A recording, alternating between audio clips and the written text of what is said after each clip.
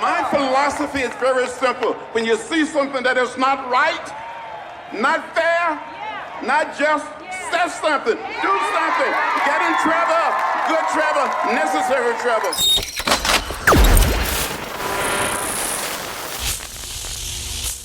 Fusebox.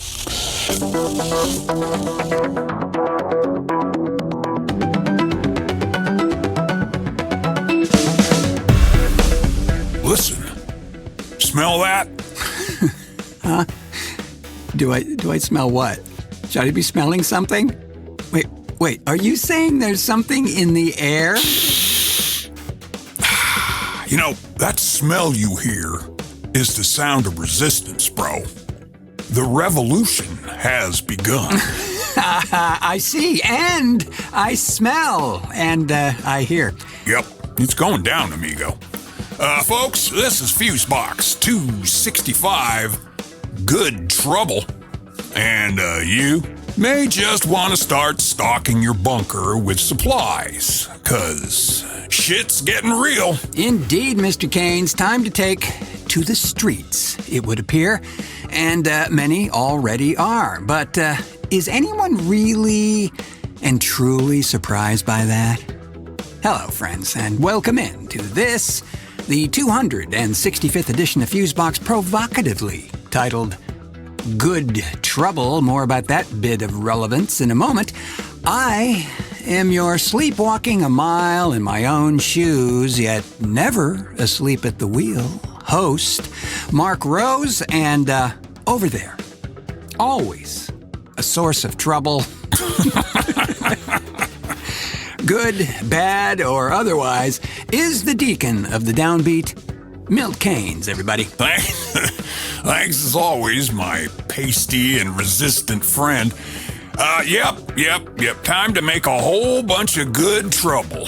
For sure, bro. Good trouble, indeed. Which is a quote attributed to longtime civil rights activist and Congressman John Lewis, who for decades led the movement for social change and calling out those things that were, well, to put it politely, just not right in our society, and advocating for folks to make good trouble to effect positive change. Because let's face it, there's only so far you can get with, what do they call it, passive resistance? Yep, absolutely. That's one term, yeah.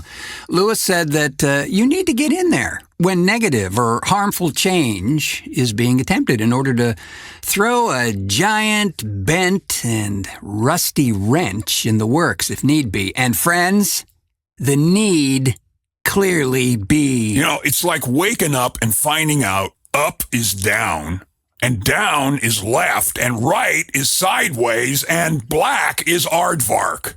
Well, you know, we've got some keen insights into the logic of this current, well, let's just call it what it needs to be called. This current regime. Regime, Reich, cult, whatever you want to call it. There's a lot of resistance momentum growing, bro. Did you see that thing about hands off? Oh, yeah. Is this the group organizing the protests? Yeah, hundreds of them all over the damn country, and one set for April 5th, so just a few days. Oh, do you have? Yeah. Got the info here. It goes like this. This is a nationwide mobilization to stop the most brazen power grab in modern history.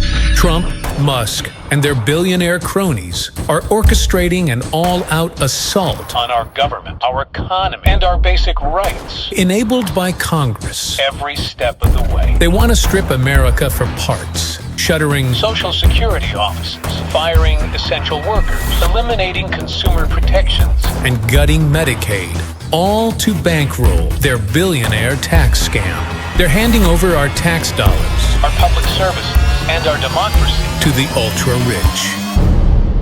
If we don't fight now, there won't be anything left to save. Yeah, amen. Just like that. Yep, exactly. Well, friends, we'll have a link in the show notes to this site so you can check them out. The map on their website that shows where all these protests are taking place will blow your mind. Looks like that map has measles. I just saw what you did there. Yeah. Just saying. Yeah. RFK Jr. is just a few brainworms short of a bait bucket. Anyway, these hands-off protests are really taking off, and in a very, very short amount of time, I might add. Yeah, people are just fed up. Yeah, and if you're fed up too, folks, join in. April 5th. Gonna be wild. That phrase, Mr. Keynes, rings a distant bell, does it not? Well, when we return, more on this growing uprising, plus a wonderful commentary by Jodi Lorimer on the impotent, orange, and flatulent Minotaur in the White House. Plus, a new segment of the Grindhouse Minute from our good buddy 42nd Street Pete. So, stay with us, don't we? Unless they won't, not can't, bro. I still think you should have locked them up.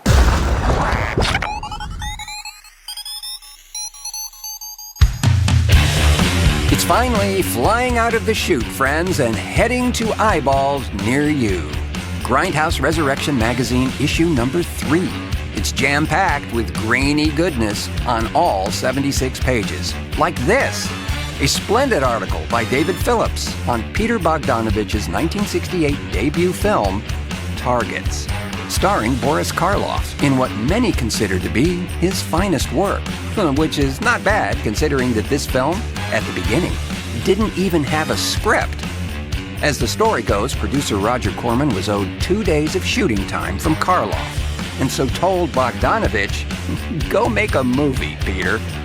Read all the details in issue number 3 of Grindhouse Resurrection Magazine, available from 42ndstreetpete.net.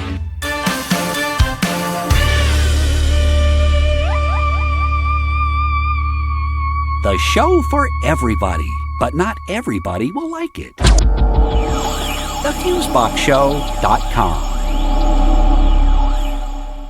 Back with you here, friends. As we were mentioning there at the top, we're in a season for making good trouble, as it were, echoing the words of the late and very great Mr. John Lewis, who inspired thousands of folks to do just that. Make good trouble. Be that squeaky wheel. Or diesel-powered pneumatic jackhammer. Indeed. Well, we very much are looking at a fair amount of civil disobedience happening around the country, too. Torching Teslas? Swastikars? Definitely saw what you did there. Yeah. That, along with fiery town halls for Democrat and Republican both, with scores of people showing up and expressing their anger, again, from both sides with what's going on in this country right now, because believe it or can't, there are, thankfully, some Republicans in this country who are just as appalled as Democrats with what the Republican Party is trying to do to our country. Dude, GOP-led town halls, where card-carrying Republicans have been told not to attend for that exact reason, that Republican office holders don't want to get blasted by their own constituents. And, of course, we've all heard the excuses, and by excuses, I mean GOP-fueled rumors, that Hungarian-born investor and philanthropist George Soros has funded all the Democratic-led protests. Come on, folks. Seriously? First, his Jewish space lasers. And now this? Anyway, I heard about a protest here in our fair city of Portland just recently, and there was a Democratic town hall, and, of course, they packed the place to capacity. Then they gave the Democratic representatives an ear-lashing, too. There is great unrest out there, friends, and I think this is only the beginning. Good. These MAGA ass clowns are going to wish they never invented the term woke, because folks all across the country are here to kick ass and chew gum. And they're out of gum. Yeah, because that town hall I was just referring to was with Representative Maxine Dexter, she's a Democrat from Oregon, who reportedly told constituents that Republican lawmakers are siding with Trump in part because they're receiving death threats. Wait, what? Seriously? Death threats? Yeah, that's what's being reported. Well, if these death threats are real, then why the hell aren't these cowards recording and reporting them?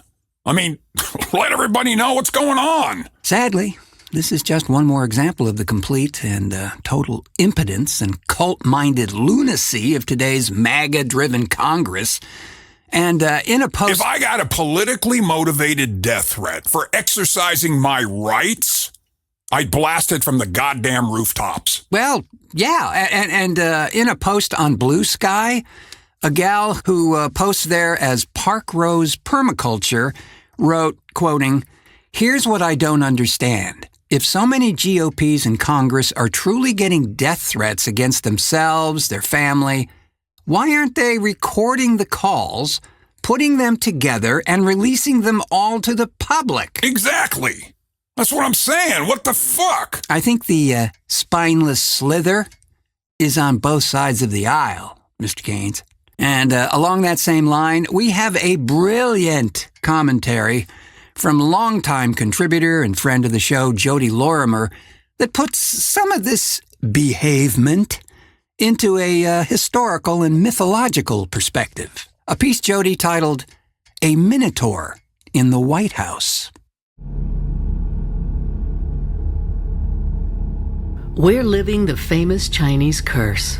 May you live in interesting times. These are mythic times. The world has been thrown into chaos in a single month. Structures that have stood for decades are teetering, markets spiraling down, trust between nations shattered, tens of thousands of people taking to the streets. A surging sense of menace and dread prevails. All because of a Minotaur in the White House. The original Minotaur was an unnatural creature, half man, half bull, who lurked in the center of the labyrinth in Crete, passively awaiting his dinner or his murderer. He was a cannibal, feeding on young victims from Athens abandoned in the labyrinth. It could be argued that the White House is a labyrinth of sorts, but that misses the point. The Minoan Minotaur was a curse made manifest, inflicted because of a betrayal. The story is well known. King Minos begged Poseidon for a sign that he was the rightful king of Crete. The god offered up a perfect white bull from the sea on one condition, that it be sacrificed back to him in a transactional power agreement. But Minos got greedy. He kept the bull, sacrificing a lesser animal. How stupid and selfish to betray a god! Poseidon struck Queen Pasiphae with an unnatural lust for the bull, and the grand artificer, Daedalus, created a wooden cow where she could hide to mate with the bull. The result was the perverse Minotaur, a creature caught halfway to human, trapped till slaughtered in a subterranean lair, an agent of fear and chaos. This is Greek politics as myth. Athens, a backwater, was jonesing for respectability. They needed a hero, an icon, an elevated Theseus, a petulant brat who went around killing creatures and carrying off women, but who had the blessings of Athena, goddess of strategy. The Greeks made a move on Crete, weakened by the eruption of Thera, their civilization crippled by a wall of water upwards of 500 feet high.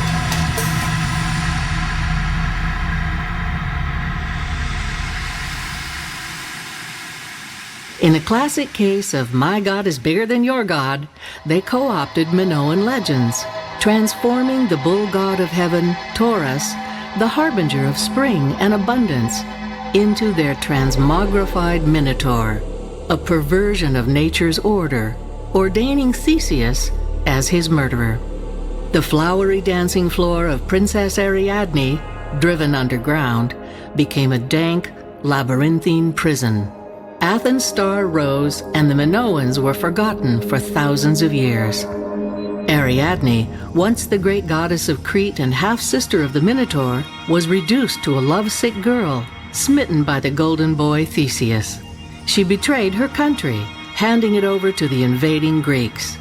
Theseus, ever the cad, betrayed her by dumping her on Naxos and sailing off to Athens, where he became king after his father Aegeus leaped from a cliff into the sea.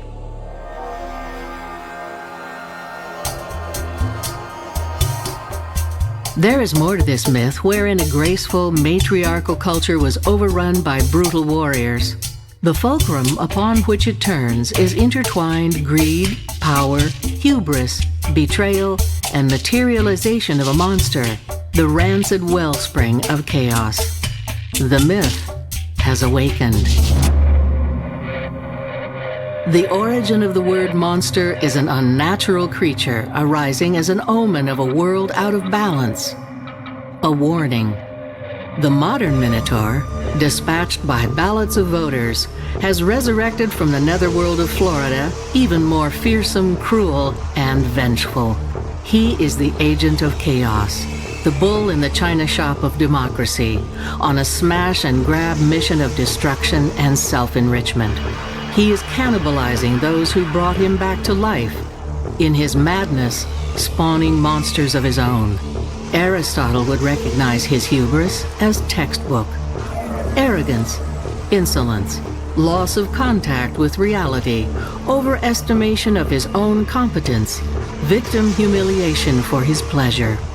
This time, he seems impervious, his rampaging greed trampling the land, sowing salt in the wounds, dragging an army of toadies in his rough wake.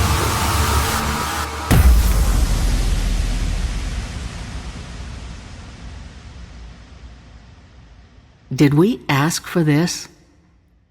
Where are the deities to punish this monster? Yeah, where are those damn deities anyway? We need that 650-foot lizard you're always going on about to kick some serious ass, bro. Well, I think we must be that lizard, Mr. Keynes. And you know, we hear about this tech oligarchy attempt by the orange guy to ostensibly dismantle democracy and reform it in their own image, which I gotta say is a pretty horrifying image. But one of these cats is Mark Andreessen, a billionaire, venture capitalist, cryptocurrency investor, and pivotal but unofficial advisor to Elon Musk's so-called and infamous Department of Government Efficiency. And he made the case in a recent interview that the entire system of American higher education should be shuttered and abandoned. Oh, unfriggin' believable. Yep. He says that there's, and I'm quoting now, no way to fix American higher education without replacement. And there is no way to replace them without letting them fail. And in a sense, this is the most obvious conclusion of all time. What happens in the business world when a company does a bad job? It fails, and another company takes its place. That's how you get progress. Below this is the process of evolution. These places have cut themselves off from evolution at the institutional level and at the individual level, which is shown by the widespread abuse of the tenure system. We have just stalled out. We have built an ossified system, an ossified, centralized, corrupt system. Man, they're always quick to play that corruption card, aren't they? Yeah. It's usually just another case of confess and project, which is something the grifter-in-chief does whenever he's actually speaking. This is an alarming notion, one that, as we record this show, there are movements to dismantle the entire Department of Education. Which they said from the beginning they were going to do. Yeah. All part of the plan Trump claimed he never heard of and doesn't know anything about.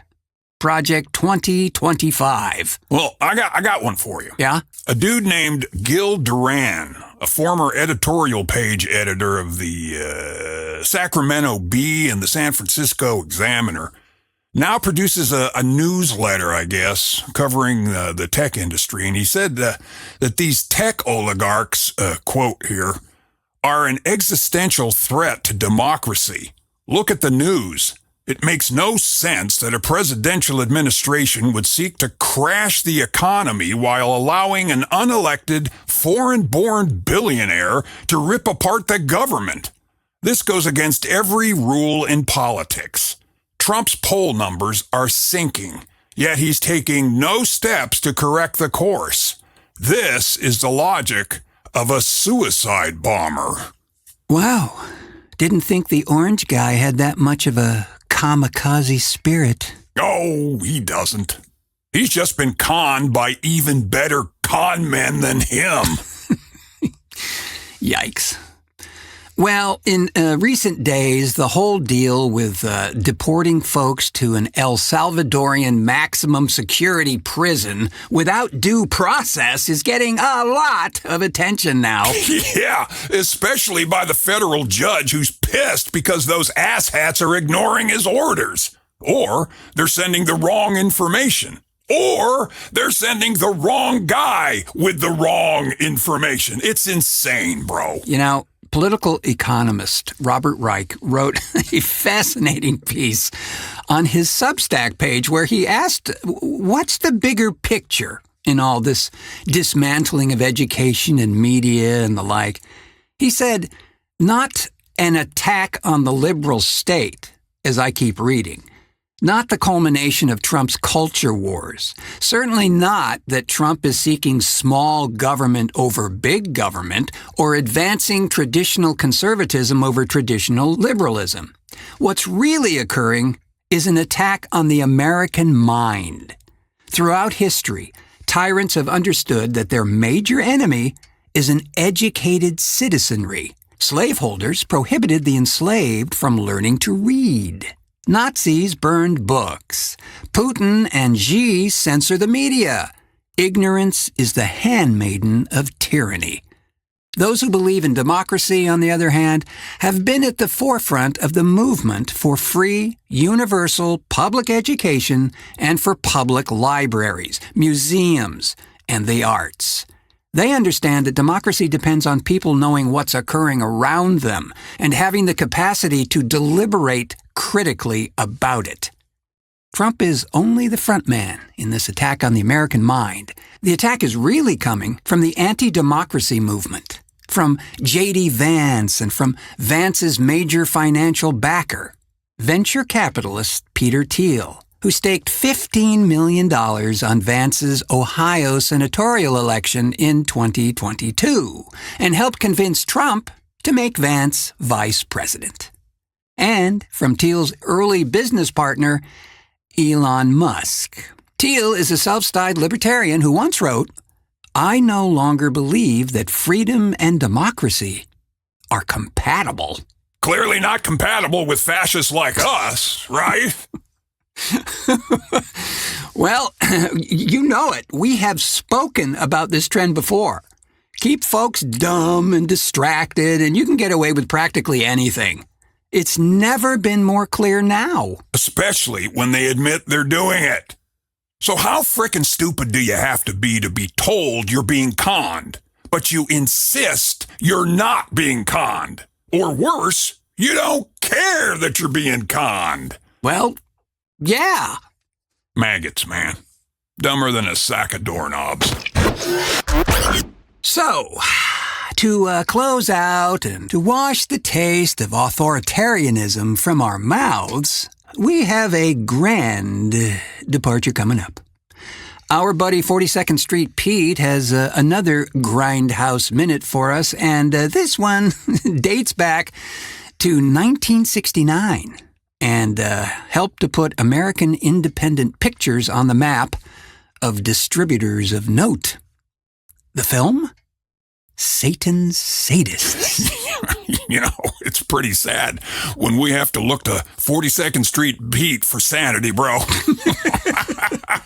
You're right, I am a rotten bastard, I admit it. But I tell you something, Even though I got a lot of hate inside, I got some friends who ain't got hate inside. They're filled with nothing but love. Their only crime is growing their hair long, smoking a little grass and getting high, looking at the stars at night, writing poetry in the sand. And what do? You bust down their doors, man. Dumbass cop. You bust down their doors and you bust down their heads.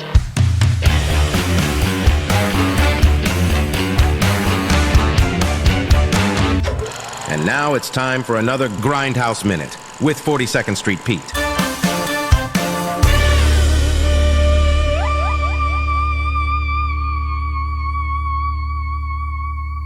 Our next Grindhouse moment is a film from 1969, and this is the film that put Independent International on the map.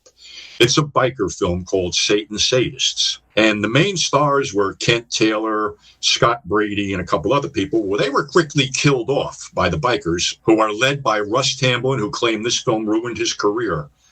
Dude, you really didn't have a career after West Side Story. Well, actually, they all became pretty good friends of mine. Bud Cardos has the limpest mohawk in the history of biker films. Graydon Clark, who would go on to become a director. Robert Dix, and my old buddy Gary Kent is the hero in this.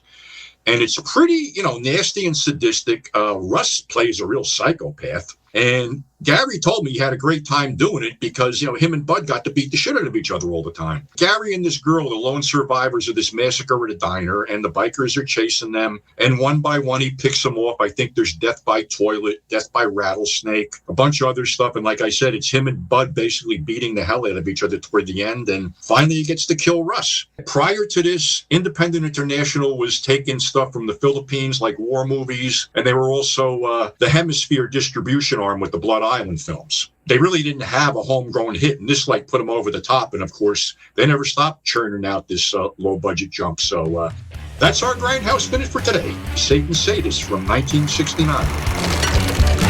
This has been another Grindhouse Minute with 42nd Street Pete.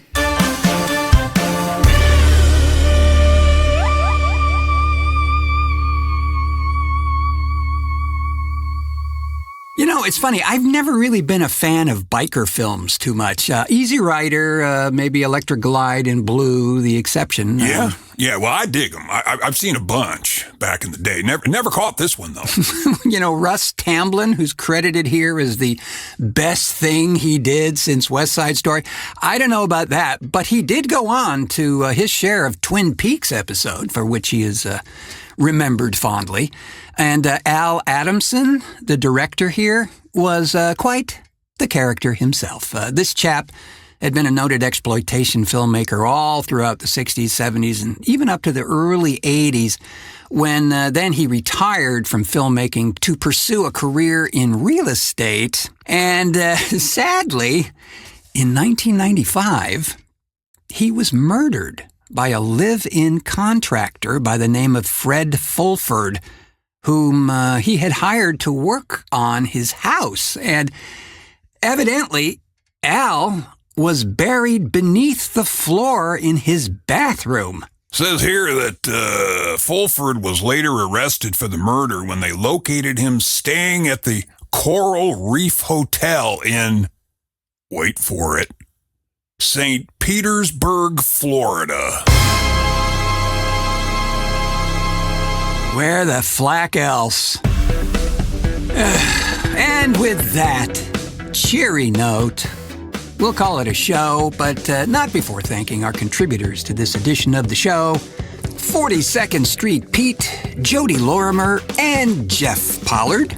Thanks as well to the intramural man of Mirage, Milt Keynes, for technical assistance and co-hostery. A true slice. And to prevent you from being buried under the floor by a psychotic contractor, you should ought to go to our Patreon page and sign up to become a sponsor of this here thing. That would be so grand and helpful, too.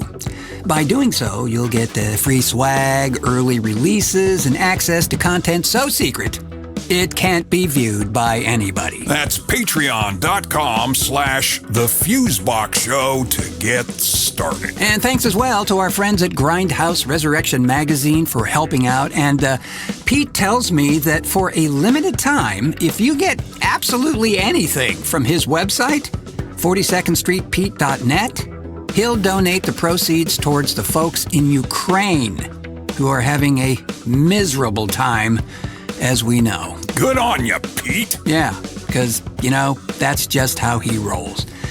Thanks most assuredly to you, friends, for pushing play on this one. We couldn't do it without you, seriously. Well, we could, but what the hell for? Always the font of clarity, Mr. Kane. I have been your good to the last drop, but better in a flood host, Mark Rose, saying, until our next cartoon.